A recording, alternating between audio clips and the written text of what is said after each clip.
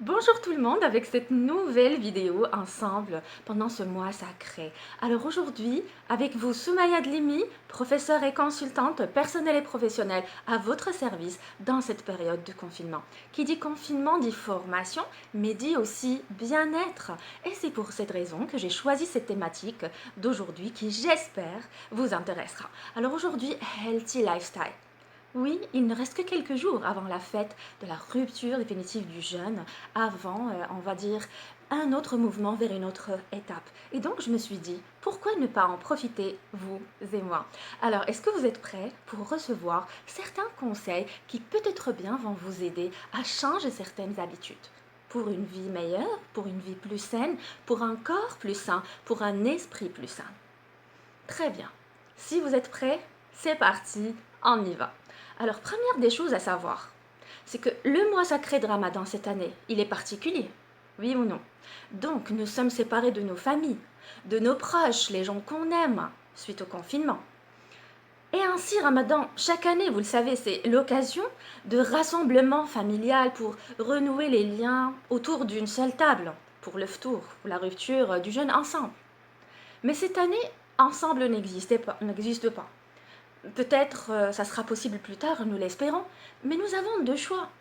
Voir les choses soit en noir, et donc rester seul, nous démoraliser, penser aux choses négatives, agrandir sa solitude, agrandir ses peurs et agrandir ses angoisses.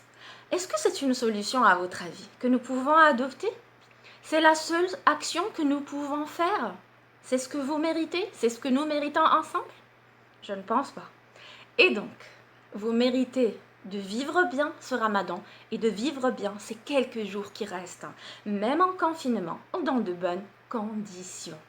Et moi, je l'ai appelé, dans cette vidéo-là, Healthy Lifestyle, un mode de vie sain qui vous fait du bien, car vous le méritez bien. Comment faire alors? Vous vous demandez comment on va faire?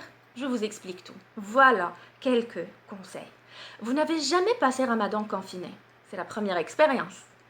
De toute votre vie, c'est une première. Et donc, vous avez combien d'heures? 24 heures. À vous de les gérer. Objectif, vous sentir bien dans votre corps, dans votre esprit. Alors, conseil, chouchoutez-vous. Préparez vous-même vos repas. Healthy. Pour une première fois de votre vie, vous allez prendre soin de ce corps qui est, on va dire, votre capital. La seule journée que vous aviez avant, c'était dimanche. Et dimanche n'était jamais suffisant. Pourquoi? Parce que vous n'aviez jamais les heures nécessaires pour tout faire. Vous attendiez avec impatience que dimanche arrive. Et lorsque dimanche était là, ce n'était pas suffisant. Donc aujourd'hui, puisque vous avez plusieurs heures, profitez de cette phase avant le déconfinement. Des instants beauté? Pourquoi pas? Des masques? Et alors? Des crèmes, une ambiance zen à la maison, calme, où règne le bien-être, avec une maison que vous allez parfumer? Ça vous ferait du bien. Croyez-moi, c'est garanti. Tout ceci avec vos prières pendant le mois de Ramadan et le jeûne, ça vous donnerait un teint magnifique. Et vous serez en bonne santé. Et donc, c'est un pari de gagner à la sortie du confinement. Vous savez, lorsque vous allez sortir du confinement, tout le monde va vous dire directement: waouh, tu as un teint magnifique, tu as pris soin de toi. Pourquoi? Parce que ça se voit. Alors, est-ce que vous prenez soin de vous ou pas? Si vous ne prenez pas soin de vous, c'est l'occasion, s'il vous plaît. Chouchoutez-vous, ça jouera même sur votre morale. Vous savez, quand on est bien dans notre peau et dans notre corps, l'esprit suit directement. Vous serez mieux dans votre peau. Donc, pour une healthy life positive, mangez ce qui vous donnera de l'énergie, s'il vous plaît, entre un équilibre, on va pas dire parfait, mais on essaie entre légumes, fruits et céréales. Je ne vous cache pas, la table du mois de Ramadan, elle est assez spéciale. Elle est pleine de plats trop sucrés, trop salés, qui vont faire certainement beaucoup de dégâts à notre santé. Et nous ne pouvons pas résister, je le sais. Mais, s'il vous plaît, prenez la résolution de commencer un peu, on va dire, de la fitness à la maison, quelques mouvements, ou une diète directement après la fête de la rupture du jeûne, après la fête de l'Aïd. On va dire, une nouvelle action nécessaire à votre corps et esprit. un healthy mode avec un retour aux heures de sommeil nécessaires, parce que je le sais, vous veillez, vous restez la nuit éveillé. Avec le mois de Ramadan, tout change. Donc, il est absolument nécessaire que vous puissiez prendre la décision de revenir au sommeil. Pourquoi? Parce que ça repose et ça vous calme et ça vous donne moins de stress. Ça réduit le stress. Et ça vous aide bien sûr, si vous êtes salarié en télétravail ou vous êtes carrément salarié au bureau, d'être beaucoup plus performant. Donc si votre corps est en souffrance, ne lui demandez pas d'être opérationnel, il ne pourra pas. Donc, ne soyez pas surpris de votre corps s'il est fatigué. Ne dites pas, mais je ne sais pas pourquoi je suis fatigué si vous ne faites pas le nécessaire pour votre corps. Et bien sûr, comme je vous ai signalé, le corps a besoin de plusieurs nécessités. N'oubliez pas, s'il vous plaît, aussi de boire. Pourquoi? Parce que la plupart des personnes qui font le jeûne oublient de boire le soir ou bien boivent très peu. Donc faites attention, vous allez avoir le tournis à la tête qui tourne toute la journée le lendemain. Et vous ne serez pas du tout opérationnel ces quelques jours qui restent. Deuxième conseil, ne mettez jamais en péril votre santé. Ne jouez pas avec votre santé. Ce n'est pas, on va dire, un terrain dans lequel on peut jouer, ni la sécurité d'autrui. Pour quelle raison? Parce que tout simplement, si vous êtes salarié et vous continuez vos activités professionnelles, plutôt adaptez ou adoptez-vous à un style de vie beaucoup plus sain. Tout simplement, pourquoi? Parce que ça va vous permettre d'être productif pendant les heures de travail.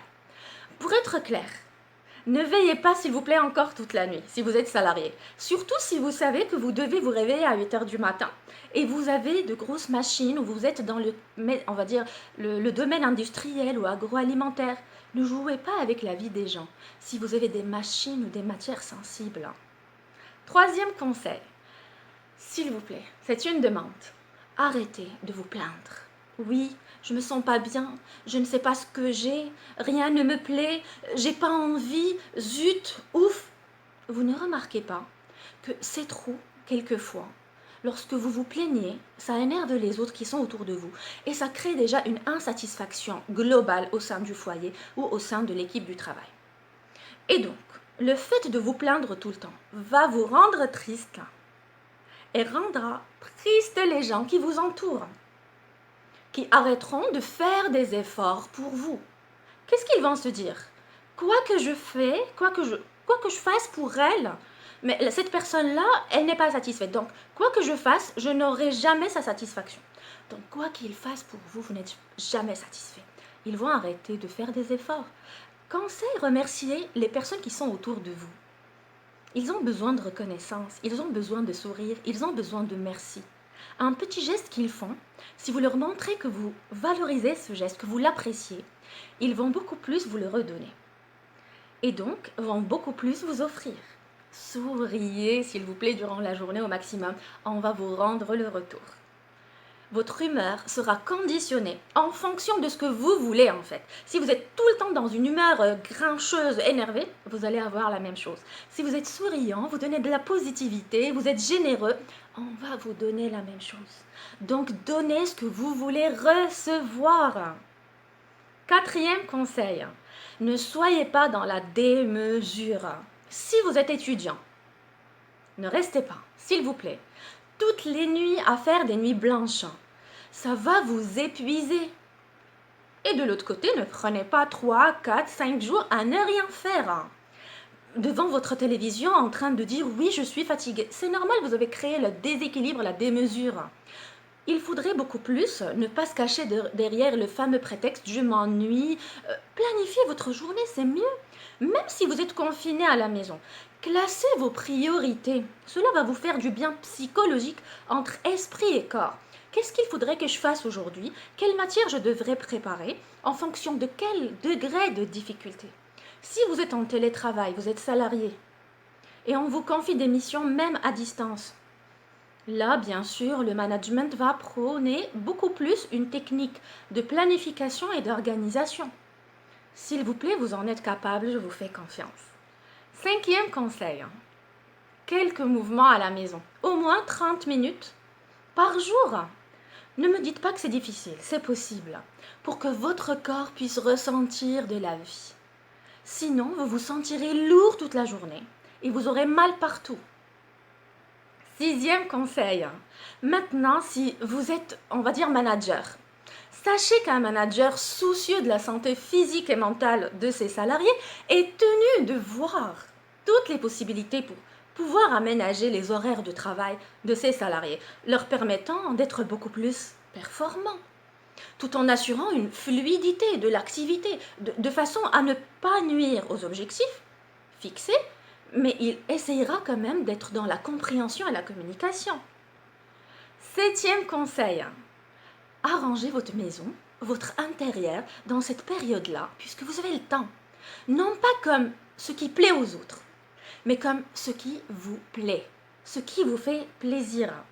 Car c'est vous qui êtes dans ce petit cocon, c'est votre jardin secret, c'est votre espace, c'est votre domaine, c'est votre territoire. Donc, aménagez-le, changez de décor, changez d'emplacement dans cette période-là, dans le cadre dans lequel ça vous correspond, pour que votre intérieur soit à l'image de qui vous êtes. Alors, personnalisez-le pour que vous soyez bien dans votre petit chez vous. Je vous assure que ça vous ferait du bien. Huitième conseil. Je voudrais que vous puissiez vous demander comment je peux me sentir épanouie à l'échelle personnelle ou professionnelle. Est-ce que vous avez déjà demandé cette question à vous-même? Peut-être que c'est le moment de vous la poser. Tout simplement, pourquoi encore une fois? Parce que nous choisissons notre bonheur ou notre malheur selon le conditionnement dans lequel on se forge. Donc, nous ne vivons pas pour être malheureux, ni forcés de faire quelque chose. Être dans le forcing n'est pas une vie. Et donc, cette réflexion va vous permettre de faire des bons choix directement après Ramadan et après le confinement. Neuvième conseil pour vous. Deux moments sont importants à venir. Demain soir, le 27e jour, la veille on va dire, la nuit du 27e jour du mois de Ramadan, Laylatul Qadr, la nuit du destin. Profitez s'il vous plaît toute la nuit, là c'est autorisé, par des prières. Faire une élévation, prière jusqu'à ressentir que vous n'êtes plus à la maison, mais ailleurs. C'est vrai que les mosquées sont fermées actuellement, mais vous pouvez faire vraiment une fermeture de vous-même en priant demain, jusqu'à ressentir que vous n'êtes plus là avec les autres, mais que vous êtes dans une connexion complète et absolue avec votre Créateur, avec Dieu. Ça vous donnerait une paix intérieure, je vous assure, et un bien-être que les mots ne peuvent pas décrire. Ouvrez-lui votre cœur et entrez dans vos prières, dans un autre monde où vous êtes juste seul, en connexion avec Dieu. Je vous assure qu'après, peut-être bien que votre destin changera, si vous êtes croyant, bien sûr. Et peut-être bien que les choses s'amélioreront. Déjà, ouvrez-vous, exprimez-vous, priez de tout votre cœur, ça vous apaisera. Et bien sûr, nous avons un autre événement très important, c'est la fête de la rupture du jeûne, ou Aïd el-Fitr. Et donc, mon conseil, vivez ces moments dans la joie, même si vous êtes à la maison et vous êtes confiné. Ne laissez pas cette journée passer comme ça, juste parce que nous sommes confinés. Non. S'il vous plaît, mettez dans votre maison le cadre de la fête. Faites en sorte que chaque personne qui est avec vous à la maison puisse ressentir cette paix, ce bonheur, ces moments de plaisir. Pourquoi pas habillez-vous pour l'occasion et faites ce que vous avez l'habitude de faire. Vivez ce moment-là. Vous savez, on peut être heureux ou malheureux selon notre choix, selon les actions que nous faisons. Si vous restez en pyjama, grincheux dans un petit coin quelque part et vous dites oui, c'est vous qui avez choisi, personne ne vous a obligé. Mais si vous changez le mode ce jour-là et vous vivez vraiment cette belle journée, c'est vous qui choisissez aussi. Tout est choix. Faites attention et faites le bon choix. Et donc, transformez votre foyer en ce jour de fête. Au moins, en ce confinement, vous aurez relevé le challenge. Et dans la phase post-confinement, vous serez fiers de vous. Je vous fais confiance. Tenez-moi au courant. Laissez-moi des commentaires et surtout abonnez-vous à la chaîne pour pouvoir recevoir d'autres vidéos. Je reste à votre service pour toute question ultérieure et j'espère que vous allez prendre soin de vous pour une healthy life positive. Voilà, portez-vous bien et à très très bientôt.